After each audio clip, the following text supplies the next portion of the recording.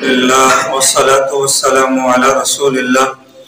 وعن أبي يزيد معن بن يزيد بن الأخنس وهو أبوه وجده صحابيون قال كان أبي يزيد أخرج دنانير يتصدق بها فوضعها عند رجل في المسجد فجئت فأخذتها فأتيته بها فقال والله ما إياك أردت فقاسمته إلى رسول الله صلى الله عليه وسلم فقال لك ما نويت يا يزيد ولك ما أخذت يا معن.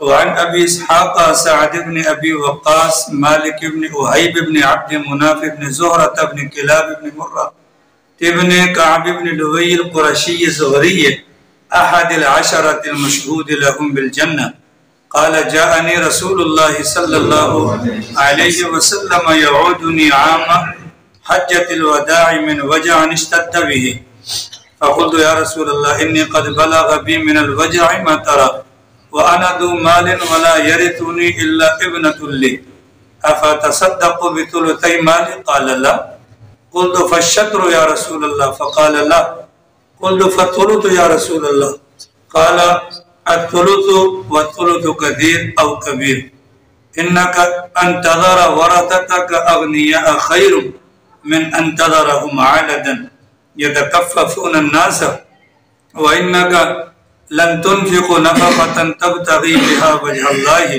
إلا أجرت عليها حتى ما تجعل في امرأتك. حدیث پاک کے درس کے اندر گزشتہ کچھ روایات آپ حضرات کے سامنے گزری تھی جن کے اندر اعمال میں اخلاص اور بہتر نیت کے حوالے سے کچھ باتیں ماقبل میں آپ کے سامنے گزر چکی ہیں، اور یہ بات بھی ماقبل میں آپ کے سامنے گزر چکی ہے کہ مومن کی نیت اس کے عمل سے بڑھ کر ہوتی ہے. مومن کی نیت اس کے عمل سے بڑھ کر ہوتی ہے. مومن کا عمل مختصر ہوتا ہے لیکن مومن کی نیت بہت بڑی ہوتی ہے، اور اللہ تعالیٰ مومن کی نیت کے مطابق اس کو اجر یا اس کا بدلہ عطا فرماتے ہیں. یہ جو روایت کریمہ آپ حضرات کے سامنے تلاوت ہوئی صحابی رسول ہیں، آپ حضرات کو یہ بات معلوم ہوگی کہ مکہ مکرمہ سے مدینہ منورہ کی طرف ہجرت کرنا فتح مکہ سے پہلے فرض کا درجہ رکھتا رہا. چنانچہ جو حضرات صحابہ کرام مکہ مکرمہ سے مدینہ منورہ کی طرف ہجرت کر کر گئے ہیں، ان کی دلی تمنا یہ ہوتی تھی کہ مدینہ سے دوبارہ مکہ مکرمہ نہ جایا جائے، کہیں ایسا نہ ہو کہ مکہ مکرمہ کے اندر رہتے ہوئے موت آ جائے اور ہماری جو ہجرت ہے اس کے ثواب کے اندر کمی آ جائے. لہٰذا ویسے تو نہیں جاتے تھے، اگر کبھی حج کا موقع ہو تو چلے جاتے تھے، اگر کہیں عمرے کا موقع ہوتا تو چلے جاتے تھے، باقی حالتوں کے اندر نہیں جاتے تھے.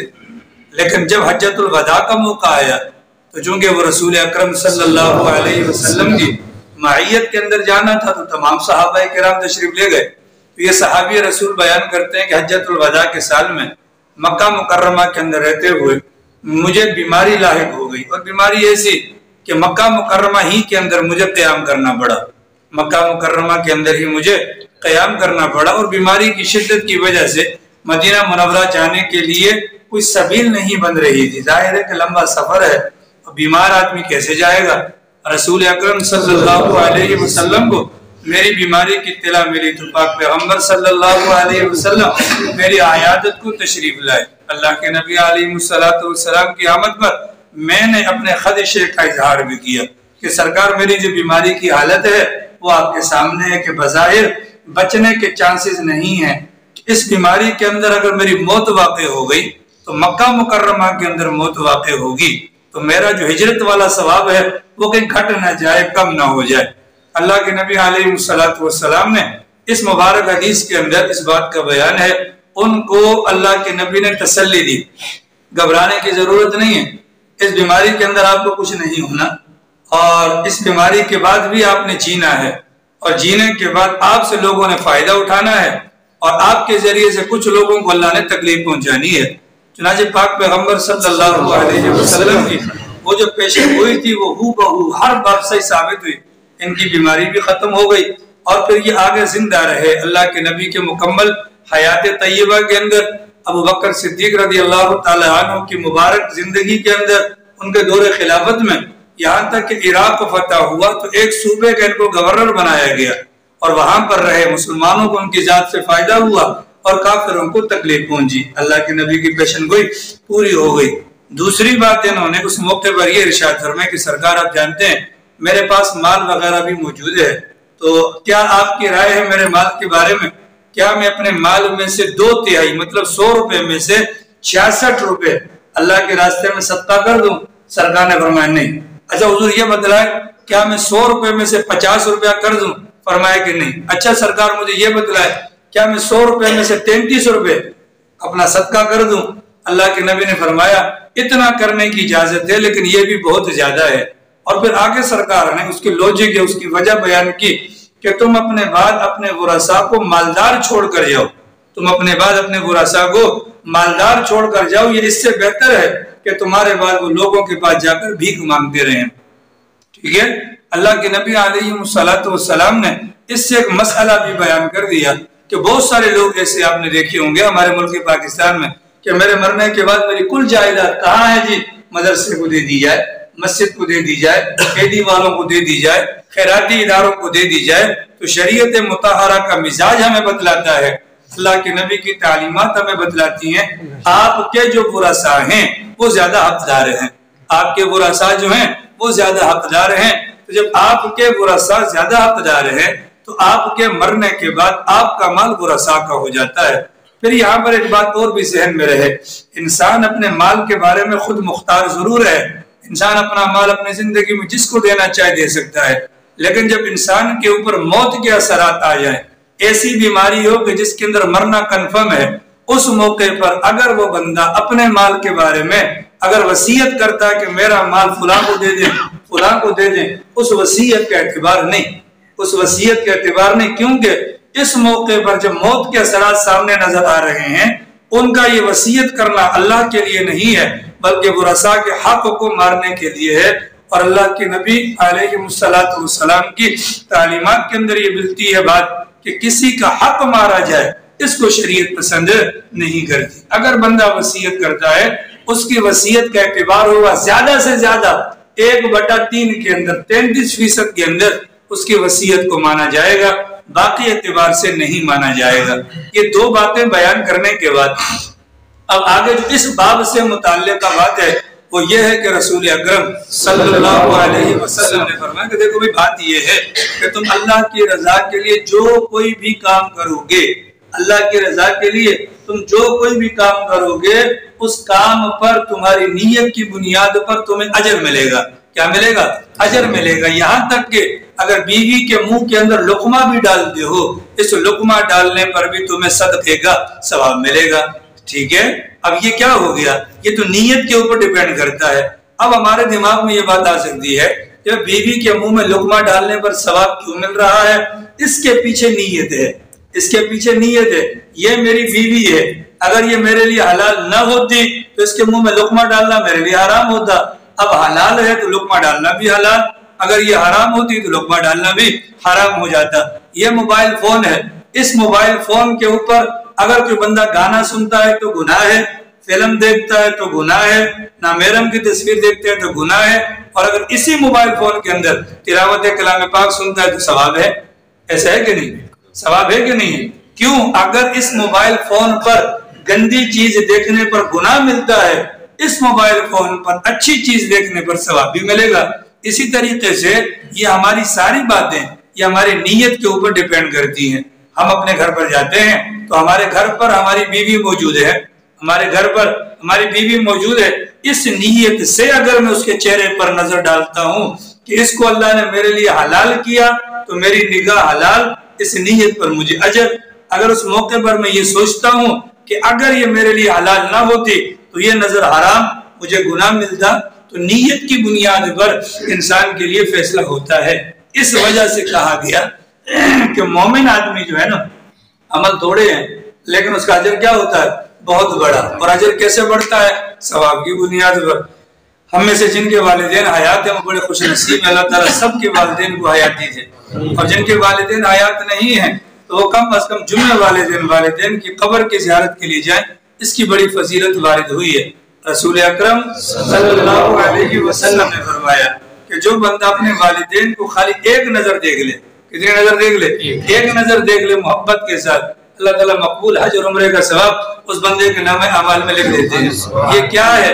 اس کے پیچھے نیت ہے۔ ظاہر ہے کہ باپ کو دیکھے گا تو کیا سوچے گا؟ یہ باپ نہیں، یہ سوچے گا اس بندے کی رضا میں میرے رب کی میرے لیے رضا چھپی ہے۔ ٹھیک ہے، یہ بندہ جو سامنے چارپائی پہ لیٹا ہے، یہ بندہ نہیں ہے، یہ میرے لیے رب کی رضامندی کا دروازہ ہے۔ باپ کی رضامندی کو اللہ رب العالمین نے اپنی رضامندی کے ساتھ جوڑ دیا، جس سے اس کا باپ راضی، اس سے اس کا رب راضی۔ ٹھیک ہے، باپ کے متعلق کیا فرمایا کہ باپ جنت کا درمیانی دروازہ ہے۔ باپ جنت کا کیا ہے؟ درمیانی دروازہ ہے۔ ماں کو دیکھتا ہے، نیت یہ نہیں ہے کہ گھر پر ایک عورت ہے کہ اس نے مجھے جنا ہے، نہیں، اس نیت سے اگر دیکھتا ہے اس کے قدموں کے نیچے اللہ نے میری جنت رکھی ہے، اگر اس نیت سے دیکھے گا تو ظاہر سی بات ہے کہ پھر محبت اور عقیدت دل کے اندر پیدا ہوگی۔ اس محبت، اس عقیدت کے پیچھے انسان کی نیت ہوتی ہے، اور اس نیت کی بنیاد پر اللہ رب العالمین اس بندے کے لیے اجر کا فیصلہ فرماتے ہیں۔ اب جن کے گھر پر والدین ہیں، اگر وہ دن میں 100 مرتبہ دیکھیں گے تو اللہ کی ذات غنی ہے، وہ 100 مرتبہ کا حج عمرے کا ثواب لکھ دے گا۔ اللہ کے لیے کون سی مشکل ہے؟ آئی سمجھ رہی میں؟ تو یہ بتلانے کا مقصد ہے کہ مومن کی نیت اصل ہے۔ مومن کی کیا ہے؟ نیت اصل ہے۔ اگر مومن نیت کرے گا تو نیت پر دار و مدار ہے۔ نیت پر کیا ہے؟ دار و مدار ہے۔ ہماری نیتوں کے اندر کھوٹ ہے، کام ہمارے بہت بڑے بڑے ہیں، ہماری نیتوں کے اندر کھوٹ ہے، ورنہ کام الحمدللہ ہم نے اتنے بڑے بڑے کام کیے ہیں کہ 1400 سال پہلے خیر القرون کے لوگوں کے یہاں اگر سوچا جائے تو اس کا تصور بھی نہیں، کیونکہ وسائل محدود تھے، حالات سازگار نہیں تھے۔ اللہ کے فضل سے ہمارے پاس وسائل بھی بہت ہیں، حالات بھی سازگار ہیں، کام بڑے بڑے کرتے ہیں۔ آج یہ مسجد الحمدللہ کتنی بڑی بڑی شاندار مسجدیں ہیں کہ نہیں؟ مسجد نبوی کے اندر یہ معاملہ ہوتا تھا کہ نیچے کنکر بچھائے جاتے تھے، نیچے کنکر بچھائے جاتے تھے، نماز کی حالت کے اندر سجدے میں جاتے تھے تو کنکر چبا کرتے تھے۔ سمجھ میں آ گئی؟ آج ہم اس کا تصور بھی نہیں کر سکتے، جگہ کی تنگی کی وجہ سے اتنا مل کر کھڑے ہوتے تھے کہ اون کے کپڑے پہنے ہوتے تھے، پورا ہفتہ انہی کپڑوں کے اندر گزارا جاتا تھا۔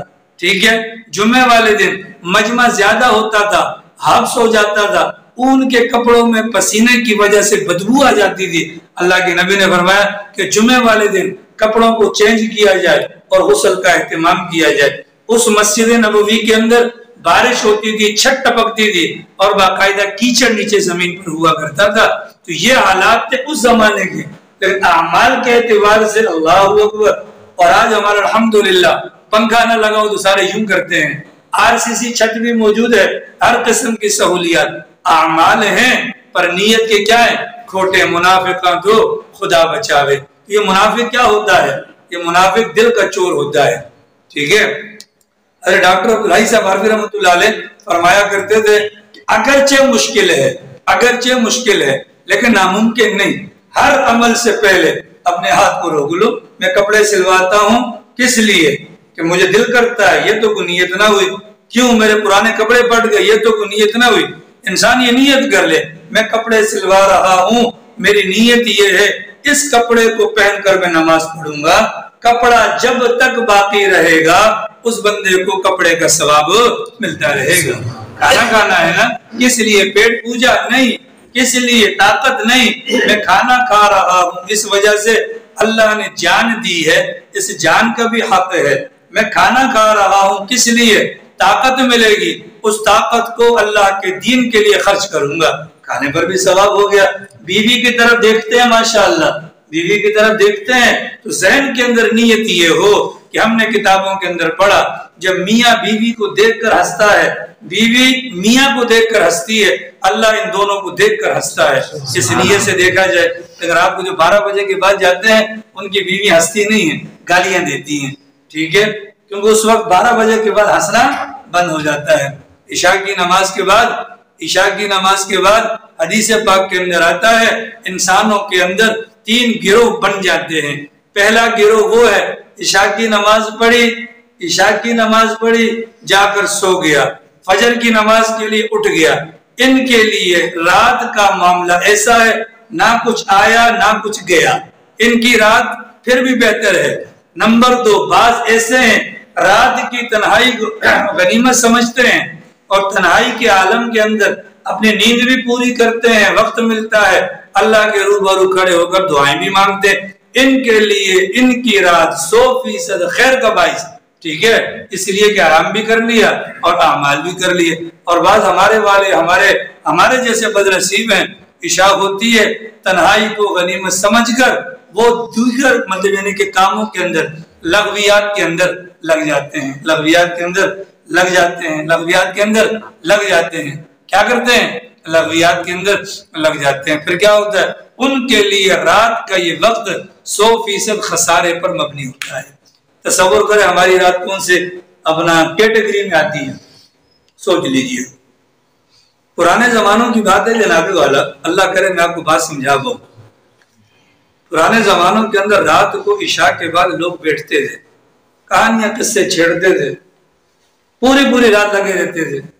آپ نے احادیث مبارکہ کے اندر وہ کعب بن اشرف یہودی والا واقعہ، ابو رافع والا واقعہ سنا ہوگا، وہ ساری تفصیلات کے اندر بھی یہ بات ملتی ہے۔ اس زمانے کے اندر رات کو عشاء کے بعد لوگ بیٹھتے تھے، قصے کہانیاں، جب تھک جاتے تھے جا کے سو جاتے تھے۔ اس زمانے کے اندر وڈیرے ہوتے تھے بڑے بڑے، اور انہوں نے اس قسم کے قصہ خواہ اپنے یہاں رکھے ہوتے تھے۔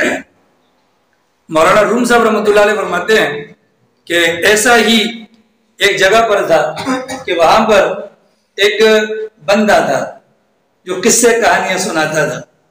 اس نے ایک دن قصہ سنایا کہ ہمارے علاقے میں ایک درزی ہے، آپ کی بات نہیں کر رہا، درزی ہے، بات سنیے گا، اللہ کرے میں آپ کو سمجھا رہا ہوں۔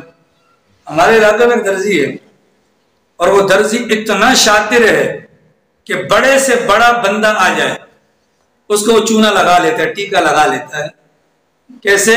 کپڑا چوری کر لیتا ہے۔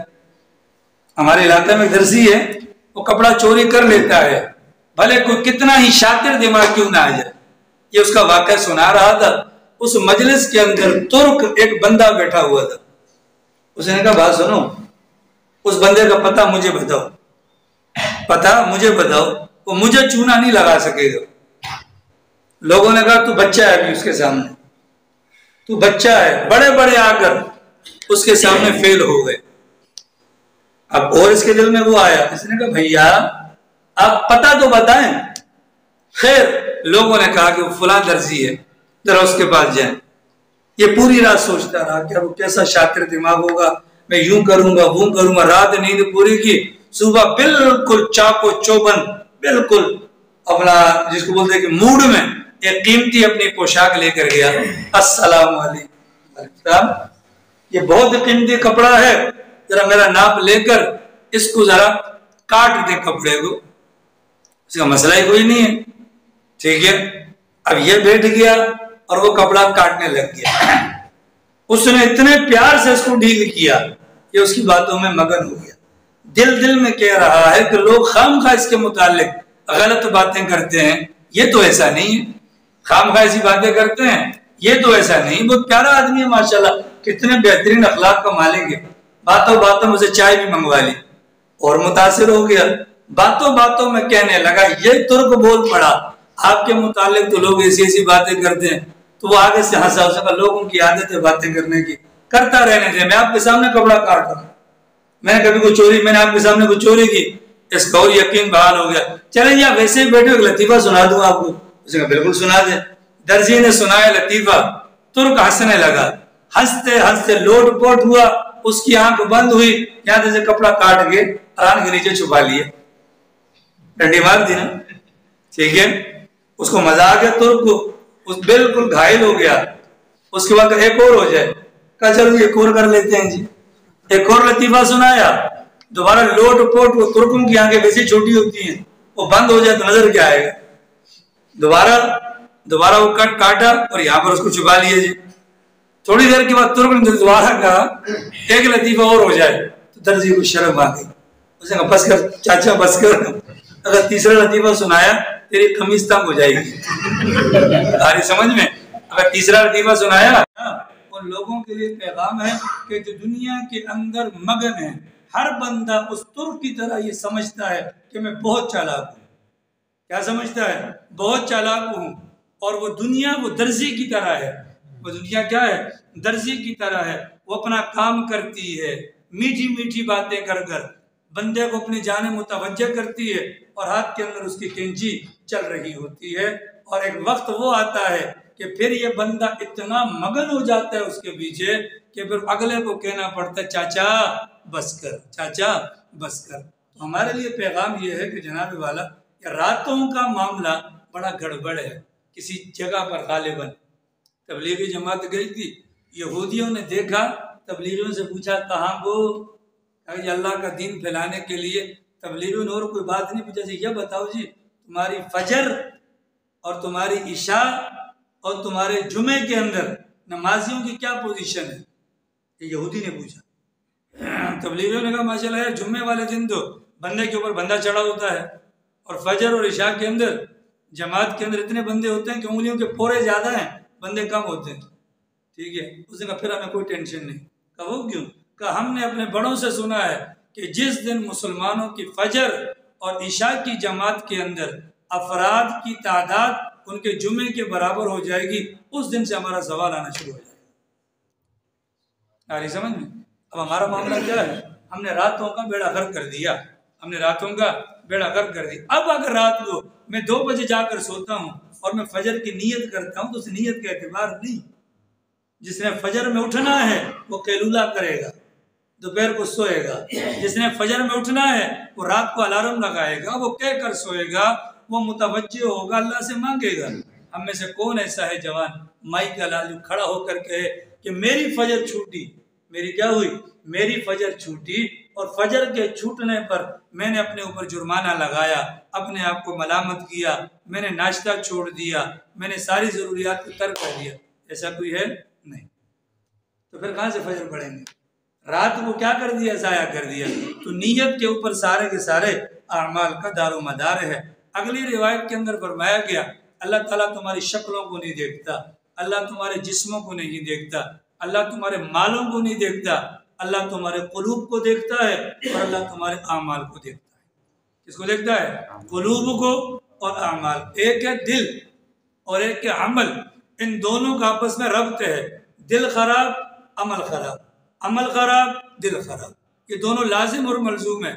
دل صاف عمل صاف. جن کے گھروں پر ٹی وی ہے ان کا دل گندا ہے. کیوں بھیا؟ یہ ٹی وی ظالم چیز ہے. یہ ٹی وی کیا ہے؟ ظالم ہے نا. یہ گندا عمل اس بات کی علامت ہے کہ چودھری صاحب نے بھلے حج کیا ہوا ہے، بھلے ماشاء اللہ ہے، لیکن اس کا دل گندا ہے. میں نہیں کہتا، حدیث پاک کے اندر آتا ہے اللہ تمہاری شکلوں کو نہیں، اللہ تمہارے مال کو نہیں، اللہ تمہارے دلوں کو، اللہ تمہارے قلوب کو دیکھتے ہیں. ٹھیک ہے. جو داڑھی منڈواتا ہے، جو شلوار کے پائنچے ٹخنوں سے نیچے کرتا ہے، جو ننگے سر جاتا ہے، جس کی بیوی بے پردہ باہر گھومتی ہے، جو گالیاں دیتا ہے، جو غیبت کرتا ہے، یہ ساری چیزیں اعمال ہیں اور ان کا تعلق ہمارے دل کے ساتھ ہے. اگر ہمارا دل صحیح ہوگا تو اعمال صحیح نکلیں گے. یہ سامنے پی ایم ٹی لگی ہوئی ہے، یہ سامنے پی ایم ٹی ہے. اگر ہمارے گھر پر بجلی نہ آ رہی ہو، سب سے پہلا کام کیا کریں گے؟ اپنے گھر کے بورڈ کو چیک کریں گے، بورڈ صحیح ہے. اپنے میٹر کو چیک کریں گے، صحیح ہے. اس کے بعد اگر پی ایم ٹی کو دیکھیں گے، اگر پی ایم ٹی صحیح ہے پورا علاقہ صحیح ہے. اس دل کی مثال پورے جسم کے اندر پی ایم ٹی کی طرح ہے. کس کی طرح ہے؟ اللہ کے نبی نے فرمایا انسان کے جسم کے اندر گوشت کا ایک ٹکڑا ہے. کیا ہے؟ اگر وہ صحیح تو پورا بدن صحیح، اور اگر وہ صحیح نہیں تو پورا بدن کیا ہوتا ہے؟ خراب. اور وہ کیا ہے؟ الا فی الجسد مضغۃ. سنو، دل کے اندر ایک گوشت کا ٹکڑا ہے، لوتھڑا ہے، اور وہ کیا ہے؟ دل ہے. دل کے اوپر محنت کرنے کی ضرورت ہے جناب. اعمال گندے، دل گندا، دل گندا اعمال گندے. بات ختم ہو گئی. اب اپنے من میں سوچ لیں. ماشاءاللہ ٹی وی والے حضرات یاد رکھیے گا، خدا کے سامنے ہم یہ بہانہ نہیں کر سکیں گے بچوں کی وجہ سے میں ٹی وی لے کر آیا، بیوی کی وجہ سے میں ٹی وی لے کر آیا، بیوی ماں کے کہنے پر، بیوی کے کہنے پر. دیکھو اللہ نے 10ویں سپارے کے اندر سر صدارت فرمایا قل ان کان آباؤکم. سنو اے پیغمبر آپ کہہ دیں ان کان آباؤکم، اگر تمہارے باپ، وہ ابناؤکم تمہارے بیٹے، وازواجکم تمہاری بیویاں، وعشیرتکم اور تمہارے خاندان کے لوگ، واموال اقترفتم اور تمہارا مال تجارت جس کے کم ہونے سے تم ڈرتے ہو، اگر یہ ساری چیزیں اللہ کے کسی بھی حکم کو پورا کرنے کے اندر رکاوٹ بنتی ہیں، فَتَرَبَّصُوا حَتَّى يَأْتِيَ اللَّهُ بِأَمْرِهِ، تو تم انتظار کرو یہاں تک کہ اللہ کا عذاب آئے۔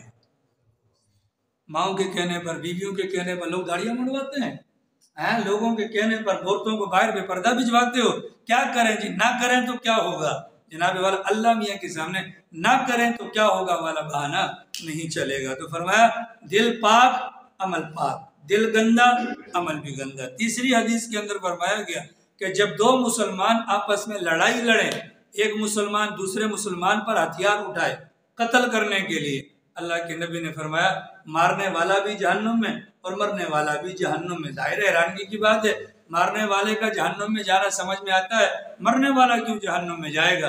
اللہ کے نبی علیہ السلام نے فرمایا یہ جو مرنے والا ہے نا، موڈ میں یہ بھی تھا کہ مجھے موقع مل جائے میں مار دیتا، اس کا داؤ نہ چلا، اس کا داؤ نہ چلا۔ کیا پتہ چلا کہ نیت اس کی بھی تھی، اس نیت کی وجہ سے یہ بندہ بھی جہنم میں جائے گا۔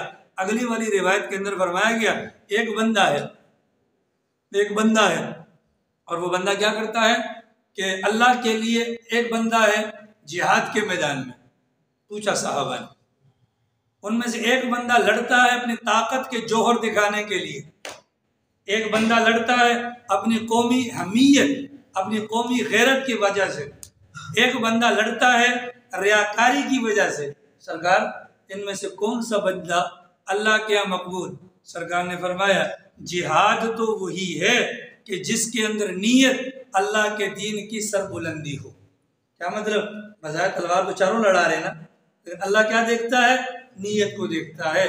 اگر نیت ہوگی کس کی؟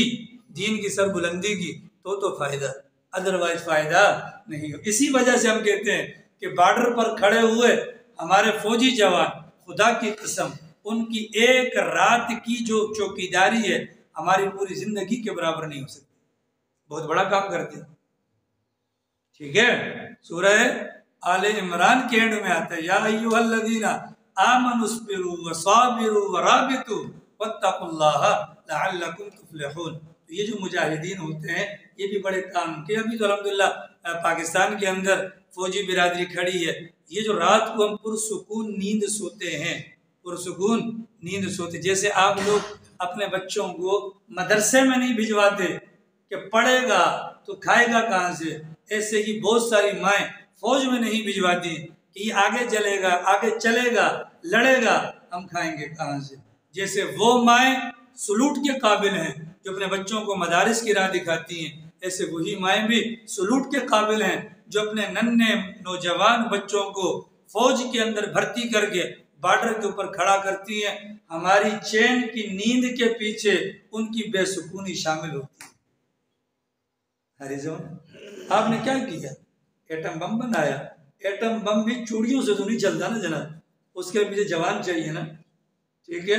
خدا کی قسم اللہ نے مسلم فوج کو یہ طاقت دی ہے کہ وہ بارڈر پر کھڑی ہیں، امریکہ جیسا کتا، انڈیا جیسا کتا، دیگر کتے ہم پر بھونک سکتے ہیں، ہم پر حملہ آور نہیں ہو سکتے۔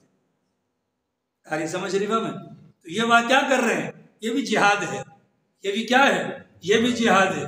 جیسے اس مجاہد کی اپنا کفالت ہمارے ذمہ لازم ہے کہ جو اللہ کے راستے میں جہاد کے لیے گیا ہو، جو فوجی اللہ کے راستے میں ہے، اس فوجی کے گھر کی کفالت بھی ہماری ذمہ داری ہے۔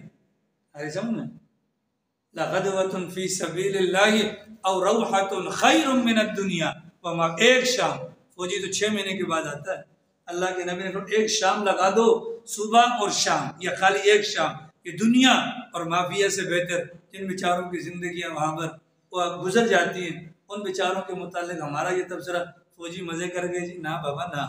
جیسے مولویوں کے بارے میں بھی کہتے ہیں ماشاءاللہ آپ لوگ، یار مولویوں کو تو مزے ہیں، ٹھیک ہے، تو پیچھے قربانیاں بھی ہیں، پیچھے کیا ہیں؟ قربانی۔ آپ لوگوں کو بری تو نہیں لگی میری بات؟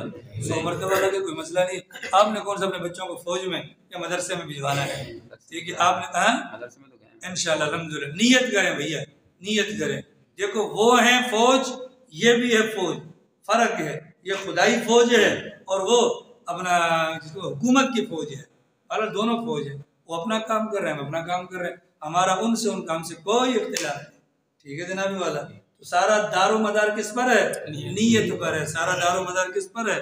نیت پر۔ پھر نیت ہی کی بات کی، اللہ کے نبی نے اگلی روایت کے اندر ارشاد فرمایا، ایک بندہ ہے وضو کرتا ہے بہترین انداز سے، اس کے دل میں صرف اتنی نیت ہے کہ میں مسجد میں جا کر نماز پڑھ لوں، اور کوئی نیت نہیں راستے میں کہ پارٹی کو دکھا دوں گا، کسی سے مل لوں گا، کسی کی غیبت کر لوں گا، مولوی کو چیک کر لوں گا وقت پر آیا یا نہیں آیا، یا کوئی خناسیت اپنی نکال لوں گا، یہ نیت نہ، بلکہ کیا نیت ہے؟ جا کر نماز پڑھوں گا۔ فرمایا کہ اس نیت پر اگر وہ گھر سے نکلتا ہے، اس کے اٹھتے ہوئے قدم پر اللہ اس کے درجات کو بلند کرتے ہیں، اور گرتے ہوئے قدم پر اللہ اس کے گناہوں کو معاف فرماتے ہیں۔ آ گیا مسجد کے اندر نماز پڑھ لی، ایک نماز پر اس کو 25 یا 27 گنا ثواب ملتا ہے، جب تک وہ نماز کے انتظار میں بیٹھتا ہے۔ کس لیے؟ انتظار کے اندر اس کو نماز کا ثواب، نماز کے بعد جب تک باوضو بیٹھتا ہے اللہ کے فرشتے اس بندے کے لیے دعائے رحمت کرتے رہتے ہیں۔ آپ کو تو خیر یہ اتنی زحمت نہیں اٹھانی پڑتی، الحمدللہ ہم وقت پر پہنچ جاتے ہیں، لیکن جن مسجدوں میں ائمہ لیٹ ہوتے ہیں ان مسجد والوں کو جا کر پیغام سنائیں کہ مولوی کی ٹانگیں نہ کھینچیں، مولوی تو تمہارا محسن ہے، ورنہ پھر مسئلہ ایسا ہو جائے گا۔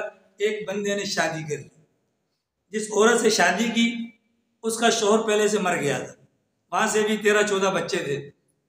اس بندے نے جس کی بیوی مر گئی تھی، اس کے بھی 12-13 بچے تھے، ان دونوں کی شادی ہو گئی، ان دونوں کے بھی بچے پیدا ہو گئے، شوہر چلا گیا کام پر، پیچھے سے بیگم نے فون کیا، کہا کہ بھائی بڑا مسئلہ خراب ہو گیا، پہلے آپ کے بچوں نے میرے بچوں کو مارا، پھر میرے بچوں نے آپ کے بچوں کو مارا، پھر ہم دونوں کے مشترکہ بچوں نے ایک دوسرے کو مارا، ٹھیک ہے، پھر آدمی پریشان ہو جاتا ہے نا۔ اس بنیاد پر ایسے مواقع پر یہ نہ سوچا کریں کہ جی تھوڑا لیٹ ہو گئے یا جلدی ہو گئے، تھوڑا لیٹ ہو گئے یا جلدی ہو گئے، اس موقع پر کیا ملتا ہے؟ ثواب ملتا ہے۔ میں نے آپ کو پہلے بھی کہا تھا، حدیث پاک کے اندر آتا ہے، اللہ ہم سب کو عمل کی توفیق دے، حدیث پاک کے اندر آتا ہے کہ مومن یعنی جنت یا جہنم میں جانے والے کون ہیں؟ آسان سا فارمولہ تھرمامیٹر ہے، تھرمامیٹر۔ دیکھو جو سب سے پہلے مسجد میں آتا ہے، سب سے اینڈ میں مسجد سے جاتا ہے، وہ جنتی ہے، اور جو سب سے اینڈ میں آتا ہے، سب سے پہلے جاتا ہے، وہ کون ہے؟ جہنمی۔ الحمدللہ باجی آپ حضرات کی دعاؤں کی برکت سے 25 دسمبر 2021 کو نمازوں کے اندر قرآن کریم شروع کیا گیا، الحمدللہ، اور آج اللہ کی ذات نے تقریباً 25.5 پارے پڑھوا دی، الحمدللہ۔ کوئی نہیں مرا، کوئی نہیں مرا، لیکن بہت ساروں کو دیکھا اس چکر میں ہوتے ہیں جہری نمازوں میں کہ پہلی 2 رکعتیں کھسک جائیں اور اس کے بعد آ جائیں۔ یہ قرآن کے ساتھ اعراض ہے کہ نہیں؟ اور انشاءاللہ آپ دیکھیں گے، آپ یہ وہی لوگ ہیں جو رمضان المبارک کے اندر بھی قرآن سے بھاگیں گے، ٹھیک ہے۔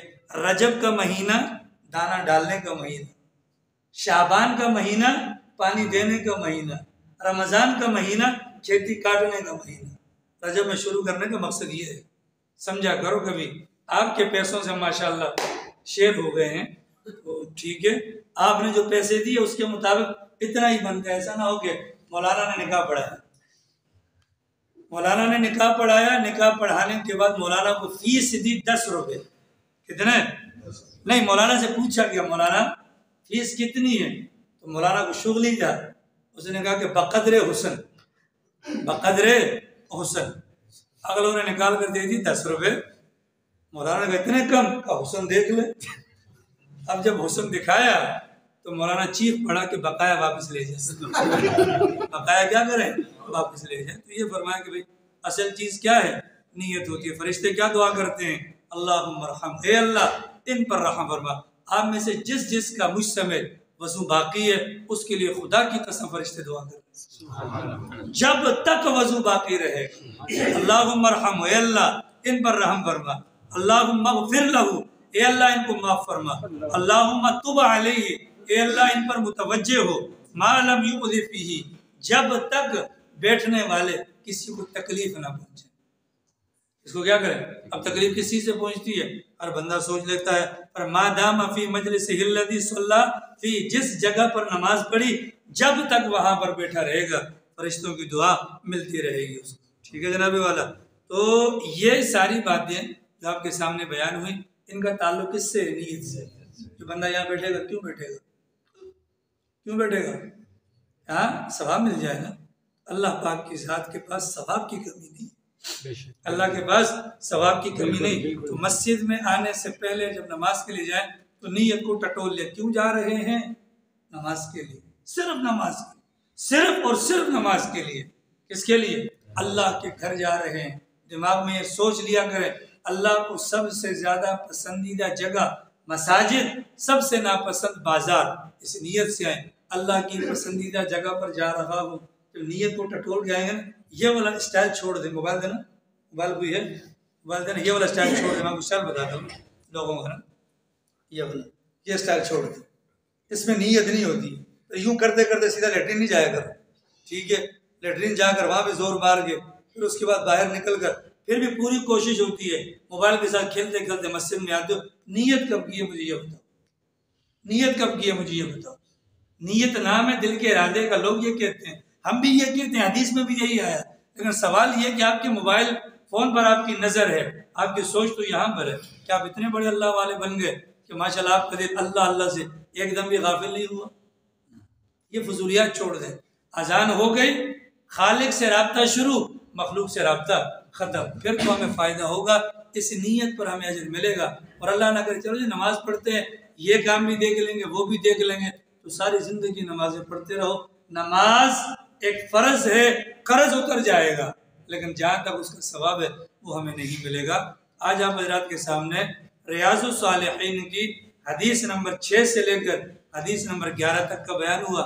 باقی کچھ اور روایات بھی اخلاص نیت کے متعلق ہیں، اس کو انشاءاللہ کل بیان کیا جائے گا. اور یہ پورا ہفتہ انشاءاللہ حدیث کا درس ہوگا. اللہ پاک توفیق عمل نصیب فرمائے. باقی انشاءاللہ کل بیان